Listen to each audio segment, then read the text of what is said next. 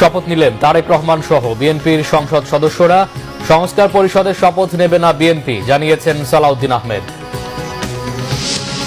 BNP সংবিধান সংস্কার পরিষদের শপথ না নিলে কোনো শপথই নেবে না জামাত।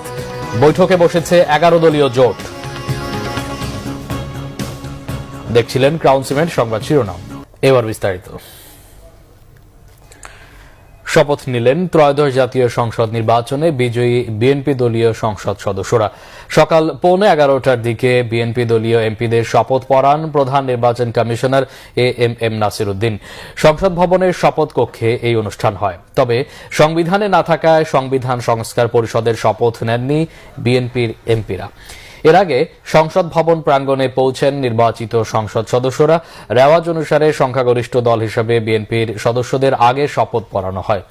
শপথের পর বিএনপির সংসদীয় কমিটির সভায় সর্বসম্মতিতে দলের চেয়ারম্যান তারেক রহমানকে সংসদ নেতা নির্বাচিত করা হয়। বিকেলে সংসদ ভবনের দক্ষিণ প্লাজায় শপথ গ্রহণ করবেন নতুন সরকারের মন্ত্রিপরিষদ সদস্যরা। প্রতিবার বঙ্গভবনের নতুন সরকার শপথ গ্রহণ করলেও এবার ব্যতিক্রম ঘটছে। শপথ অনুষ্ঠান ঘিরে সংসদ ভবন এলাকার নিরাপত্তাও জোরদার করা হয়েছে। বিএনপির এমপিরা সংবিধান সংস্কার পরিষদের সদস্য হিসেবে শপথ না নিলে জামাতে ইসলামীর সদস্যরা কোনো শপথই নেবে না, জানিয়েছেন দলটির নায়েবে আমির সৈয়দ আব্দুল্লাহ মোহাম্মদ তাহের। আব্দুল্লাহ মোহাম্মদ তাহের জানান, দুপুর 12টায় তাদের নবনির্বাচিত সংসদ সদস্যদের শপথ অনুষ্ঠানের সময় নির্ধারণ হয়েছে।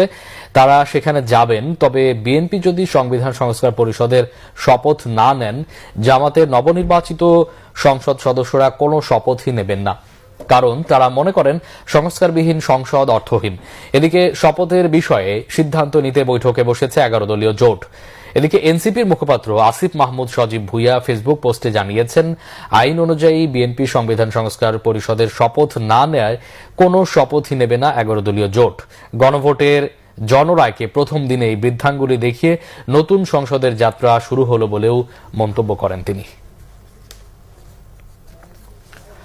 দর্শক, শপথ গ্রহণ অনুষ্ঠানের সংবাদ সংগ্রহে সংসদ ভবন এলাকায় আছেন বিশেষ প্রতিনিধি মহিবুল্লাহ মুহিব। সরাসরি কথা বলছি তার সাথে। মুহিব, বিএনপির নতুন সংসদ সদস্যরা শপথ নিয়েছেন, শপথের বিষয়ে জামাতের পক্ষ থেকে কি জানানো হয়েছে?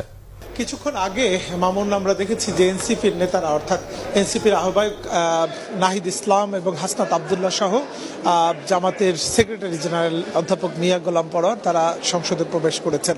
আমরা যেটি জেনেছি যে ইতিমধ্যেই সরকার দলীয় সংসদ সদস্যরা শপথ গ্রহণ করলেও জুলাই সনদের ভিত্তিতে বিরোধী দল অর্থাৎ 11 দলীয় জোট তারা চাচ্ছে যে একই সঙ্গে যাতে সংবিধান সংস্কার পরিষদ